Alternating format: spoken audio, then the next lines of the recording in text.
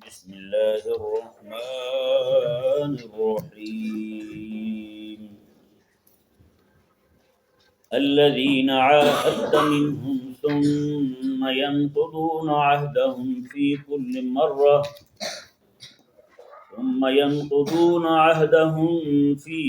مرة وهم لا يتقون.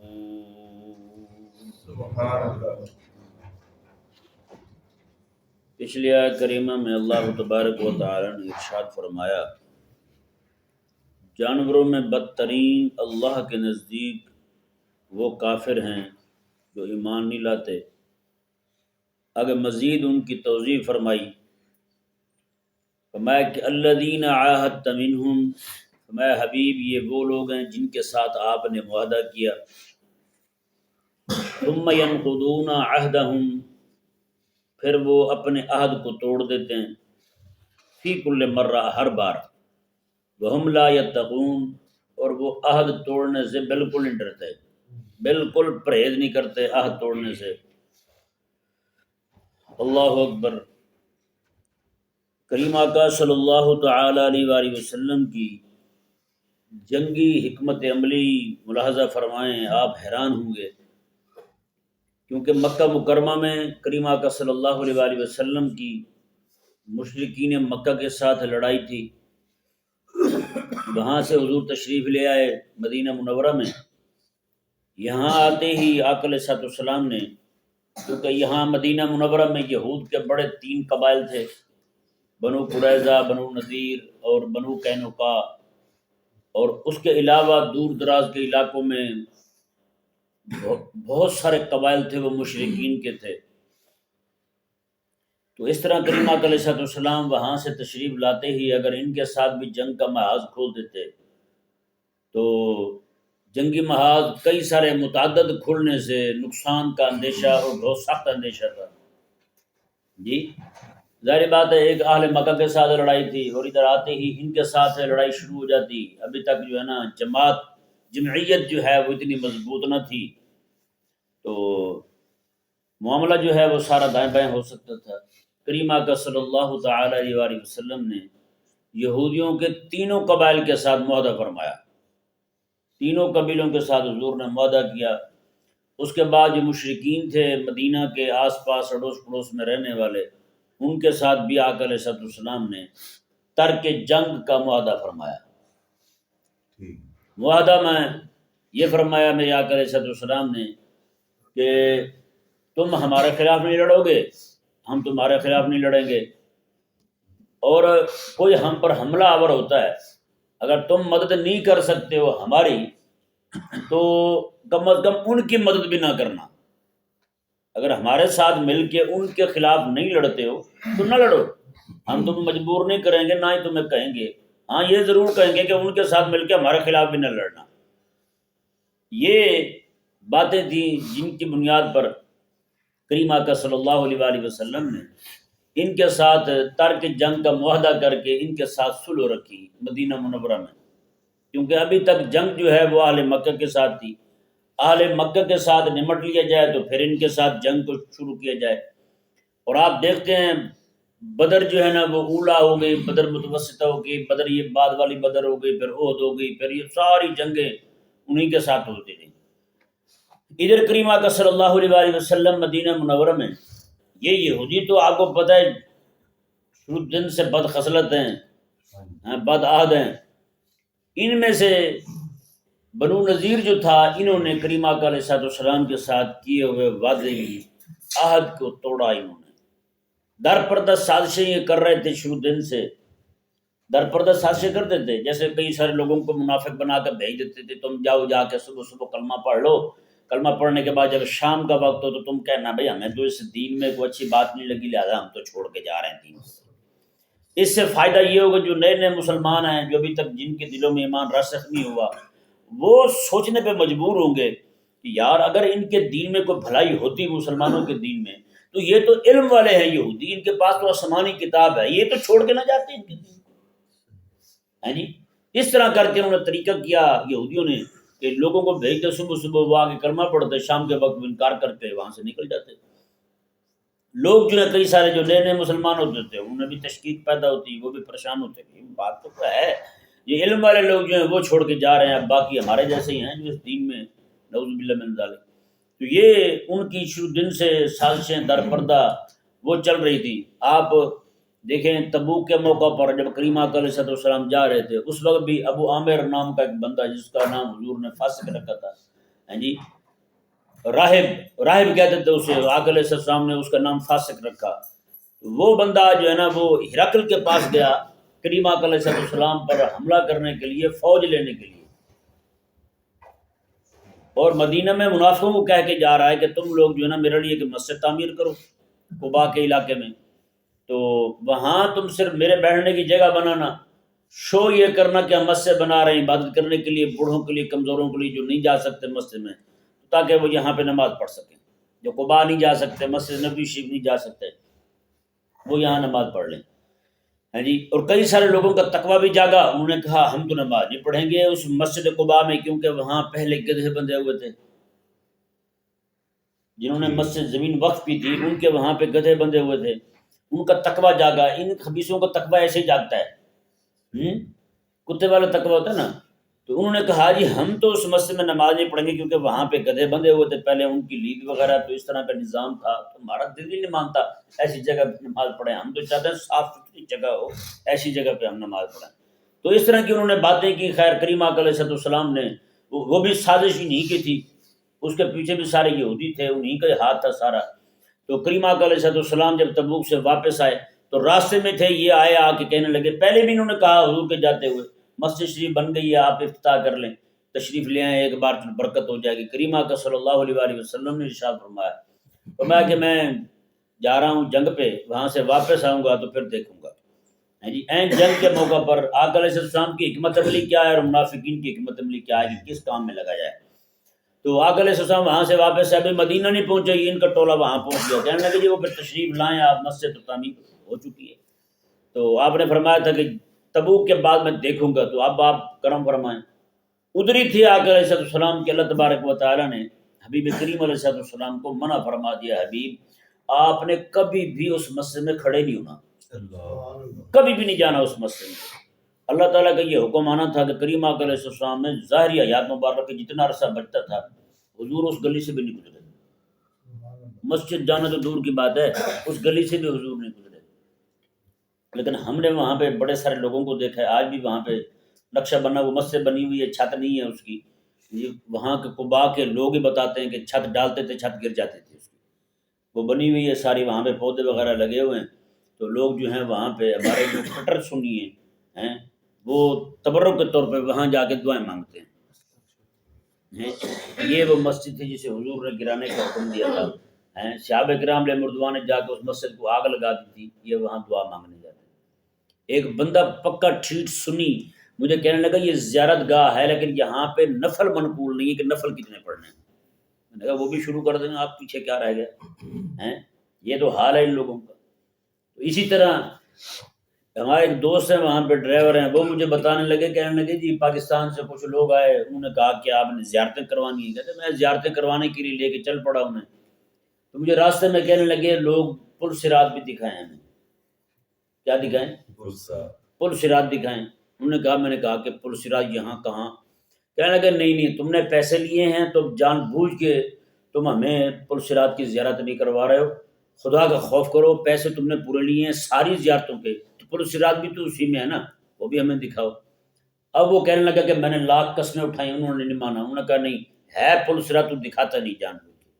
اس نے کہا اچھا، وہ کہتا ہے کہ لوہے والا پل تھا، میں لے گیا اس نے وہاں، میں نے کہا یہ ایسے تو جان چھوڑنے والے نہیں ہیں، میں نے کہا جاؤ چڑھ جاؤ اس کے اوپر۔ کہتے ہیں وہ سارے چڑھ گئے اوپر، وہ لاتے مارے اچھل کود کرے، انہوں نے کہا مولویوں نے ایسے بیوقوف نے ڈرا کے رکھا ہوا ہے، بال سے پتلی ہوگی جی اور تلوار سے تیز ہوگی، ایسے اچھل کود کر رہے ہیں، کوئی مسئلہ نہیں ہے، ایسے ڈرائیو حساب لگائیں۔ ہماری قوم ایسی پاگل ہے جنہیں یہ سمجھ نہیں ہے بھی پل صراط ہے کہاں بھائی، کہاں پہ واقع ہوگی، وہ تو جہنم پہ ہوگی، اور وہ قیامت والے دن اللہ تبارک و تعالیٰ اسے ظاہر فرمائے گا۔ لیکن یہ لوگ جو ہیں یہیں پہ ڈھونڈ رہے ہیں کہ پل صراط کہاں پہ ہے۔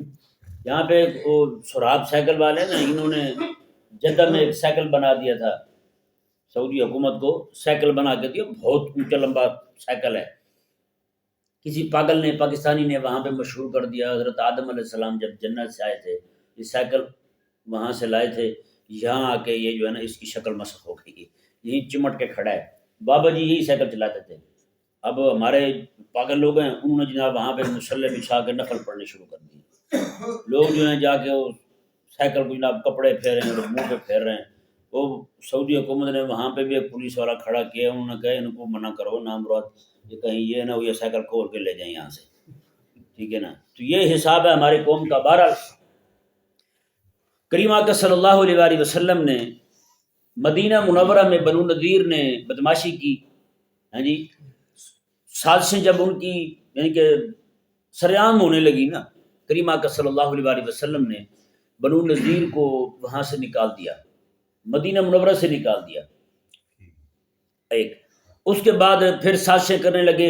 اچھا پھر انہوں نے معاہدہ کیا تھا، معاہدہ توڑ دیا انہوں نے۔ جب معاہدہ ٹوٹا تو کریم آقا علیہ السلام نے ان کو مدینے سے نکال دیا، ایک گروہ کو، ٹھیک ہے نا جی۔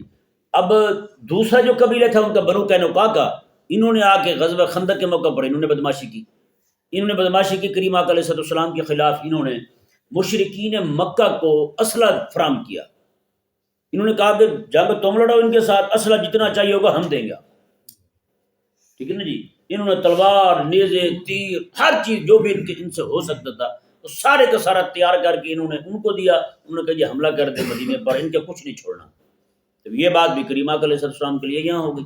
اب مخالفت کی تھی انہوں نے، وہ وعدہ توڑا تھا، عہد توڑا تھا انہوں نے۔ اللہ تبارک و تعالیٰ نے حبیب کریم علیہ السلام کو اجازت عطا فرمائی۔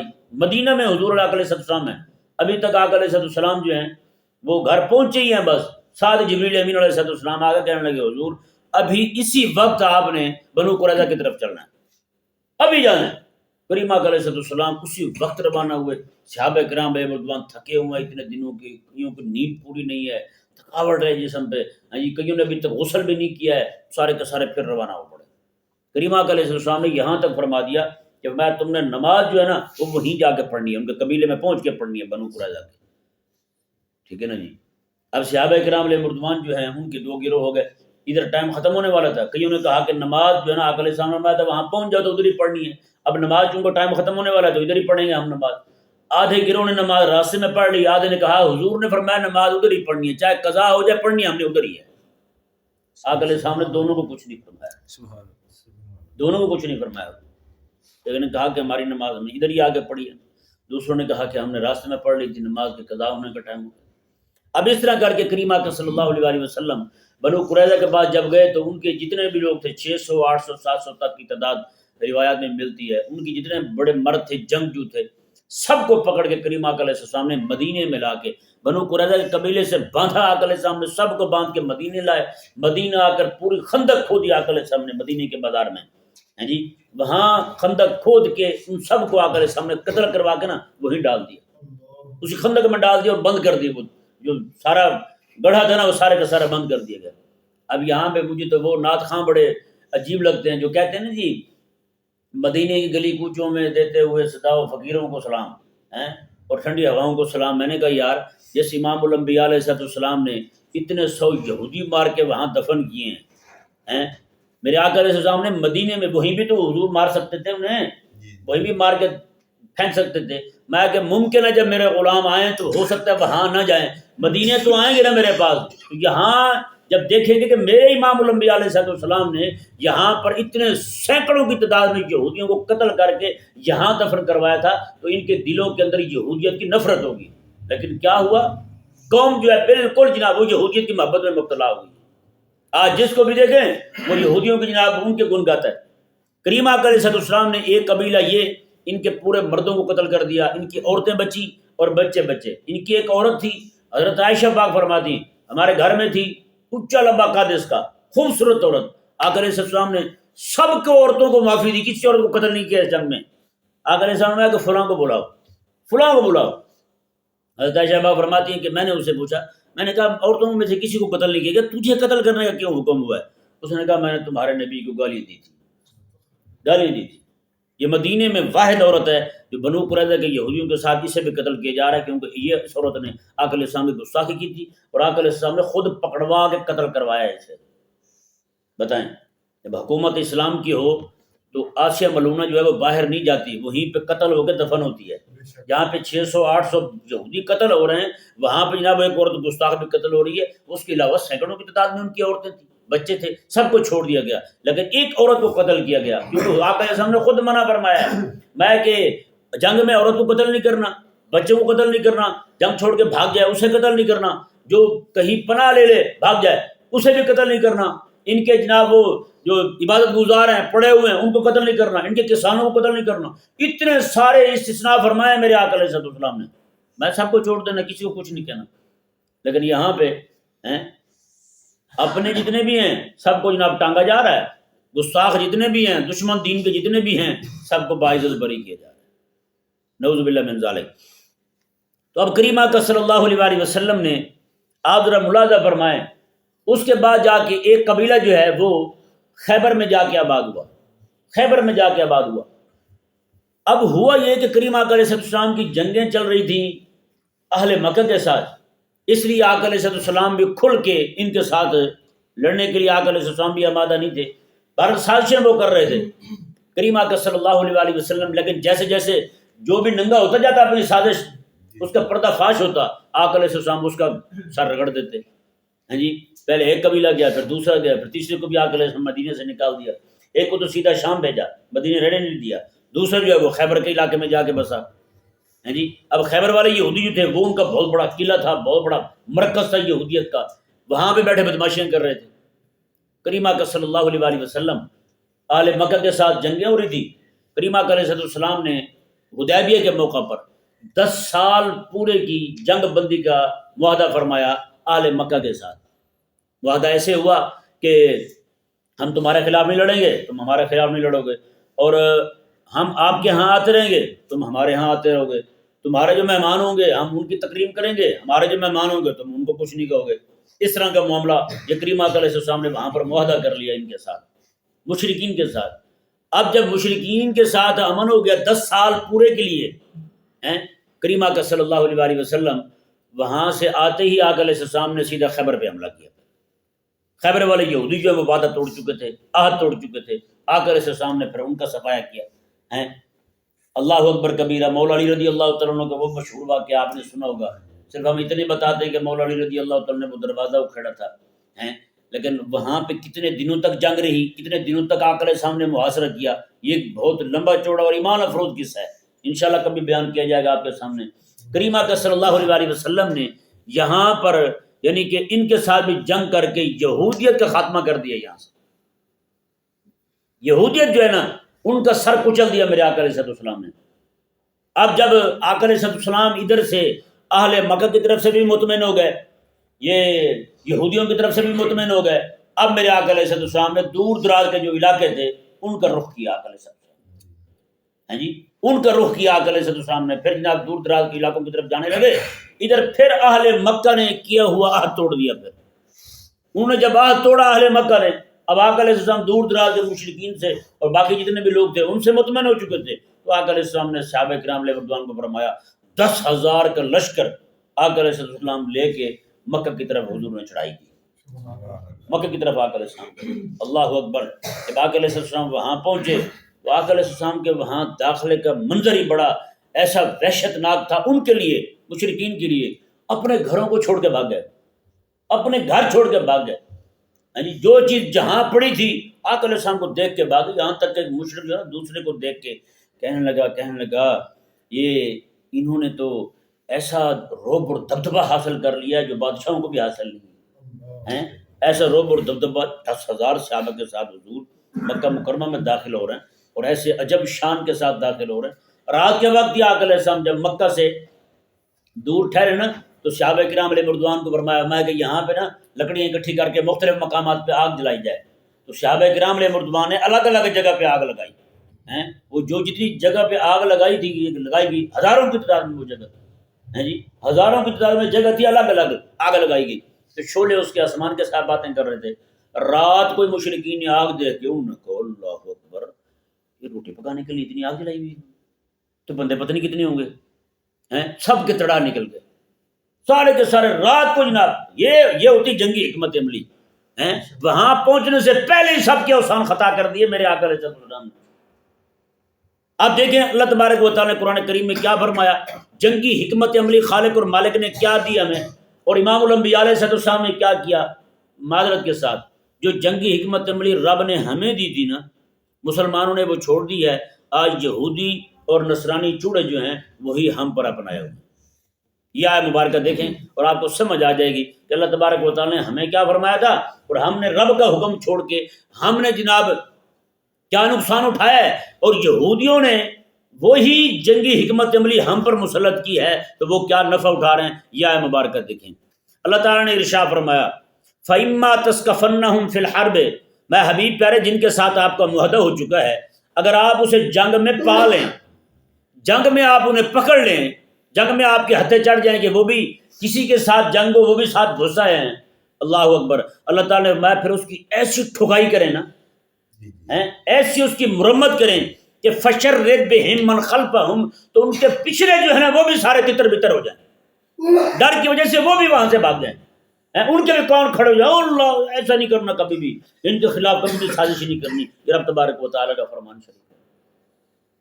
اب ذرا دیکھیں نا اللہ تعالیٰ کیا فرما رہا ہے کہ ان کا کوئی بندہ تمہارے ساتھ جنگ میں کسی کے ساتھ مل کے آ جائے تو اس کی ایسی ٹھکائی کرنی ہے کہ پچھلے بھی کانپ جائیں، ایسا اس کو مارنا ہے کہ پچھلے بھی کانپ جائیں، وہ بھی کبھی تمہارے خلاف سازش نہ کریں۔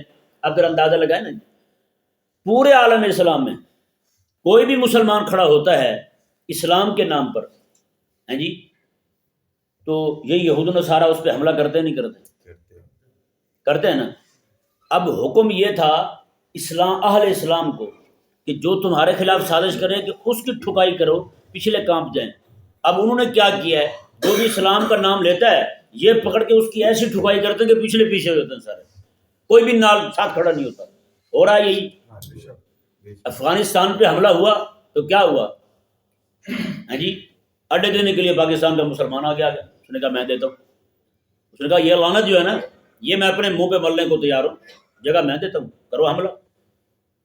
اب اسی طرح کر کے پوری دنیا کے مسلمان ممالک جو ہیں جہاں جہاں پہ حملہ ہو رہا ہے وہاں پہ ہاتھ جو ہے نا مسلمانوں کا ساتھ ہوگا۔ انہوں نے ساتھ کھڑے ہو کے مروایا اپنے مسلمانوں کو، صرف اس لیے مروا رہے ہیں تاکہ ہم بچ جائیں۔ پیارے اور محترم بھائیوں، ہیں میٹھے میٹھے بننے والوں، کبھی بھی نہیں بچو گے آپ، باری آپ کی بھی آنے والی ہے۔ ہاں یہ جو بدماش ہے نا یہ خنزیر، اس نے چھوڑنا آپ کو بھی نہیں ہے کبھی بھی۔ بس یہ ہے کہ وہ کہتے ہیں نا پنجابی میں کو آج ٹریا کو کل ٹریا جگ دی ریت پرانی، بس کو آج کٹیا کو کل کٹی گیا جگ دی ریت پرانی، مار کھاتے رہو گے آپ بھی ساتھ۔ اللہ تبارک و تعالیٰ نے فرمایا کہ فشرد بہم من خلفہم، میں کہ جب بھی یہ جنگ کے اندر یہ شامل ہو جائیں تو ان کو ایسا مارو کہ پچھلے کانپ جائیں، فشرد بہم من خلفہم، پچھلے تتر بتر ہو جائیں، بھاگ جائیں وہاں سے، وہ نہ کھڑے ہوں ان کے ساتھ۔ آج وہی کیا انہوں نے ہمارے ساتھ، ہم نے رب تبارک و تعالیٰ کے حکم کو چھوڑا، رب تعالیٰ کے قرآن کو چھوڑا، جی انہوں نے ہمارے خلاف وہی جنگی حکمت عملی اپنائی جو اللہ تبارک و تعالیٰ نے ہمیں دی تھی۔ آج ہم نقصان میں اور وہ ذلیل جو جہاں چاہتے ہیں مارتے ہیں۔ یہ کل کے ایک انگریز کا بیان ہے، ایک دوست نے مجھے بھیجا، وہ انگریز کہہ رہا ہے، کہتا جی مسلمانوں کا اس وقت سب سے بڑا دشمن جو ہے خود مسلمان ہے اور کوئی بھی نہیں۔ مسلمان کا سب سے بڑا دشمن کون ہے؟ مسلمان ہے اور کوئی بھی نہیں۔ یہ یہی ہوتا ہے، دیکھیں جب کریم آقا علیہ السلام اسلام غالب تھا، ہیں جی، یہودیوں کا ایک قبیلہ پٹ رہا تھا، دوسرے قبیلے کو ہمت نہیں ہوئی کہ وہ ساتھ کھڑا ہو جائے، دوسرا قبیلہ پٹ رہا تھا، تیسرا جو بچہ تھا اسے ہمت نہیں ہوئی ساتھ کھڑا ہو جائے، ہیں جی۔ آج چونکہ کفر غالب ہے، سیاسی طور پر کفر غالب ہے، آج مسلمان جو بھی پٹتا ہے دوسرا پیچھے ہو جاتا ہے، دوسرا دکھائی نہیں دیتا۔ تو بھائی رب تبارک و تعالیٰ کا حکم جب مانا تھا ہم نے، اس وقت یہودیوں کو ایک قبیلہ پٹتا تھا دوسرے کو بولنے کی ہمت نہیں تھی، دوسرا پٹتا تھا تیسرے کو بولنے کی ہمت نہیں تھی۔ آج ہم نے اسلام کے حکم کو چھوڑا ہے، آج ہم میں سے ایک بھائی پٹتا ہے دوسرے کو بولنے کی ہمت نہیں ہے، دوسرا پٹتا ہے تیسرے کو بولنے کی ہمت نہیں ہے۔ یہ صرف درس قرآن بھی ہوتا ہے، مساجد میں بیان بھی کرتے ہیں مولوی ہمارے، لیکن سیدھا سیدھا ترجمہ کر کے دو چار باتیں ادھر ادھر کر کے نکل جاتے ہیں۔ بھائی قرآن کریم جو ہے یہ ہر دور کی جب رہنمائی کے لیے تشریف لایا ہے تو پھر آپ بھی تو دیکھیں نا آج موجودہ دور کے جو حالات ہیں اس میں ہمارا قرآن کریم جو ہماری کیا رہنمائی فرماتا ہے یہ بھی تو دیکھیں۔ یہ وہ پڑھ کے دو چار قصے سنا کے نکل گیا بندہ بس۔ اللہ کے کائنات نے ارشاد فرمایا جی دیکھیں فَإِمَّا تَسْخَفَنَّهُمْ فِي الْحَرْبِ، میں کہ پس اگر آپ انہیں پالیں جنگ کے اندر، جن کے ساتھ وعدہ ہوا تھا جنگ بندی کا، ترک جنگ کا، آپ انہیں پالیں تو فَشَرِّدْ بِهِمْ مَنْ خَلْفَهُمْ، تو ایسی مار ماریں انہیں کہ پچھلے بھی تتر بتر ہو جائیں، لَعَلَّهُمْ يَذَّكَّرُونَ، تاکہ سمجھ آ جائے ان کو، تاکہ ان کو سمجھ آ جائے کہ مسلمانوں کے ساتھ کیا ہوا وعدہ جو ہے، ترک جنگ کا وعدہ جو ہے وہ ہم نے نہیں توڑنا۔ اللہ اکبر۔ اللہ تعالیٰ نے وَإِمَّا تَخَافَنَّ مِنْ قَوْمٍ خِيَانَةً، میں حبیب پیارے آپ کو کسی قوم کی طرف سے خیانت کا ڈر ہو کہ یہ خیانت کریں گے، وعدے کو توڑیں گے، ہمارے خلاف کسی کی مدد کریں گے، تو میں حبیب پیارے آپ نے پھر کیا کرنا ہے؟ خاموشی سے عہد نہیں توڑنا، یہ ان کا کام ہے۔ حبیب پیارے آپ کا کام کیا ہے؟ اہل اسلام کا کام کیا ہے؟ آپ نے پھر انہیں کہنا ہے فَانبِذْ إِلَيْهِمْ عَلَىٰ سَوَاءٍ، آپ ان کا معاہدہ برابر سرابر کے طور پر ان کے منہ پہ مار دیں، انہیں کہیں یہ لو تمہارا معاہدہ، تم نے ہمارے ساتھ معاہدہ کیا تھا، تم نے خیانت کی ہے، اب تمہارا ہمارا ترک جنگ کا معاہدہ جو ہے وہ ختم ہوا، اب جو کچھ ہم سے ہوا وہ ہم تمہارے خلاف کریں گے، جو کچھ تم سے ہو سکا تم بھی کر لینا۔ اندازہ لگائیں کیا تربیت فرمائی رب تبارک و تعالیٰ نے۔ اسلام کسی بھی موقع پر دھوکہ نہیں دیتا۔ یہی تو پوچھا تھا نا ہرقل نے آقا علیہ السلام کے صحابی سے، یار تمہارا جو امیر ہے، امیر المومنین حضرت عمر رضی اللہ عنہ، وہ بندہ کیسا ہے؟ انہوں نے فرمایا لا یخدع ولا یخدع، دو جملے تعارف امیر المومنین کا، یار امیر المومنین کا تعارف ہو رہا ہے جی، خلیفہ ثانی حضرت عمر رضی اللہ تعالیٰ عنہ کا تعارف کروا رہے ہیں حضور کے صحابی جی، کس کے سامنے؟ ہرقل کے سامنے کھڑے ہو گئے۔ انہوں نے کہا تمہارے خلیفہ جو ہیں وہ کیسے ہیں؟ انہوں نے لا یخدع ولا یخدع، میں نہ دھوکہ دیتا ہے نہ دھوکہ کھاتا ہے۔ کیا شان ہے، نہ دھوکہ دیتا ہے نہ دھوکہ کھاتا ہے۔ وہ حیران ہوا جی، وہ حضرت عمر کی شان تو سمجھا، جواب دینے والے میں بھی حیران، اس نے کہا یہ کمال ہے، اس نے کہا جو دھوکہ کھاتا نہیں ہے یہ اس کے عقل کا کامل ہونے کی نشانی ہے، جو دھوکہ دیتا نہیں ہے یہ اس کے دین کے کامل ہونے کی نشانی ہے، اس کا دین بھی کامل ہے، عقل بھی کامل ہے۔ اس نے کہا جب دو باتیں مسلمانوں کو حاصل ہو جائیں پوری دنیا کے اندر مسلمان کبھی بھی رسوا نہیں ہو سکتا، دو باتیں جب آ جائیں۔ تو بتائیں نا آج ہمارے ساتھ کیا ہو رہا ہے؟ یہی جناب معاہدے کرتے ہیں ہمارے ساتھ، جنگ بندیوں کے، ترک جنگ کے سارے معاہدے کرتے ہیں، ہندو بھی ہمارے ساتھ وعدہ کرتا ہے، پھر جناب یہی خلاف ورزی کرتا ہے جی۔ کس نے ہمارے ساتھ وعدے نہیں کیے؟ کس نے ہمارے ساتھ یہ 100 سال پورے ہونے کو تھے جی، سلطنت عثمانیہ ان کا وعدہ تھا واپس کریں گے، کیا واپس انہوں نے؟ 4 انگل زمین واپس نہیں کی انہوں نے۔ سلطنت عثمانیہ کا ان جتنے بھی اس وقت بیٹھے ہوئے سارے یہ عرب لٹیرے بیٹھے ہوئے سارے، ان کے بڑے بڑے قذاق تھے سارے، ان سب کے ساتھ معاہدہ تھا، یہ برطانیہ کے ساتھ معاہدہ تھا، یہ سارے کے ساری بدماشی چھوڑو گے تم، واپس انہی کے دو گے جو وارث سے سارے حکومت کے۔ کہاں دیے؟ کچھ بھی نہیں دیا واپس۔ کیوں؟ لینے والے جو بچے نہیں ہیں، خود لینے والے جو نہیں بچے، انہوں نے مطالبہ تک نہیں کیا۔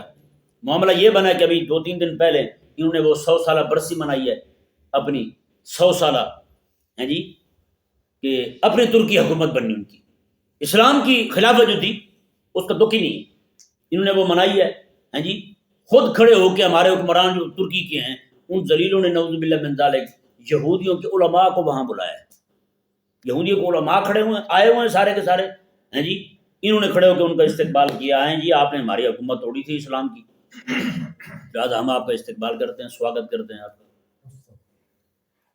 جب وہ لینے والے خود ہی نہ رہے، مطالبہ کرنے والے ہی نہ رہے، تو بتائیں دینا انہوں نے کس کو ہے؟ انہیں تو یہ چاہیے تھا ان کا۔ اب دیکھیں نا معاہدے کتنے ہیں، معاہدے سارے ختم، اور ایک طرف دیکھیں امام الانبیاء علیہ السلام کے صحابہ کرام علیہ رضوان، حضرت عمر رضی اللہ تعالیٰ، حضرت امیر معاویہ رضی اللہ عنہ کا ایک قوم کے ساتھ معاہدہ تھا جی، معاہدہ ختم ہونے کو کچھ دن باقی ہے جی۔ حضرت امیر معاویہ رضی اللہ تعالیٰ نے فرمایا کہ چلو چلتے ہیں ہم پہلے ہی، وہاں جا کے ٹھہر جاتے ہیں، جیسے معاہدہ ختم ہوگا ہم ان پہ حملہ کر دیں گے جی۔ ابھی کچھ دن باقی ہیں، 2-4 دن باقی ہیں، پورا لشکر لے کے حضرت امیر معاویہ رضی رومیوں کے خلاف وہاں پہنچے جا کے۔ حضرت عمر بن انبسہ رضی اللہ تعالیٰ عنہ حضور کے صحابی گھوڑے پر سوار ہیں، یہ آئے اور انہوں نے آگے کھڑے ہو کے حضور کی حدیث سنائی، آقا علیہ السلام نے فرمایا یہ آیت مبارکہ پڑھی، میں اللہ تعالیٰ نے میں جب تمہیں خوف ہونا کسی قوم کی طرف سے معاہدے کے توڑنے کا، تو پھر تم نے انہیں پہلے کہنا ہے تمہارا معاہدہ ختم، میں کہ تم نے کیا کیا ہے؟ ایک بندہ بھاگا حضرت امیر معاویہ رضی اللہ عنہ کے پاس، نے کہا ایک بندہ آیا ہے وہ عجیب سا اس طرح کی باتیں کر رہا ہے، حضرت امیر معاویہ رضی اللہ عنہ انہیں بلایا جائے، حضرت عمر بن انبسہ رضی اللہ تعالیٰ عنہ آئے نا، اللہ اکبر قربان جائیں، انہوں نے آگے کھڑے ہو کے انہوں نے کہا ہاں، انہوں نے کہا معاویہ تمہیں نہیں پتا آقا علیہ السلام کا کیا فرمان ہے؟ پہلے تم نے یہ کہنا ہے کہ ہمارا تمہارا معاہدہ ختم، اگر تمہیں خوف ہو ان کی طرف سے معاہدے کے ترک کا، پہلے تم نے یہ کہنا ہے، اس کے بعد تم نے لڑنا ہے، اور تم پہلے لڑائی کی تیاری کر کے یہاں پہ فوجیں لے کے آ گئے۔ اتنا کہا، اللہ اکبر، حضور کی حدیث جیسے حضرت میری معاویہ کے کانوں میں پہنچی نا، آپ نے بجائے اس کے ایک قدم آگے اٹھاتے، آپ نے اسی وقت فرمایا میں بھی چلو سارے واپس چلو، چلو سارے واپس، سب کو واپس لے گئے۔ بتائیں یار، پوری دنیا میں ایسی کوئی فوج ہے جو اللہ تبارک و تعالیٰ نے محمد عربی صلی اللہ علیہ وسلم کو عطا فرمائی؟ اللہ اکبر کبیرہ۔ اللہ تبارک و تعالیٰ نے ارشاد فرمایا، جی دیکھیں، باقی فَمْبِذْ إِلَيْهِمْ عَلَىٰ سَوَاءٍ، تو ان کو آپ کہہ دیں یہ تمہارا معاہدہ تمہارے منہ پہ پڑا ہے، عَلَىٰ سَوَاءٍ، اب بات برابری پر ہوگی، ان اللہ لا يحب الخائنین، اللہ تبارک و تعالیٰ نے فرمایا کہ اللہ تعالیٰ خیانت کرنے والوں کو پسند ہے۔ اللہ تبارک و تعالیٰ سمجھنے کی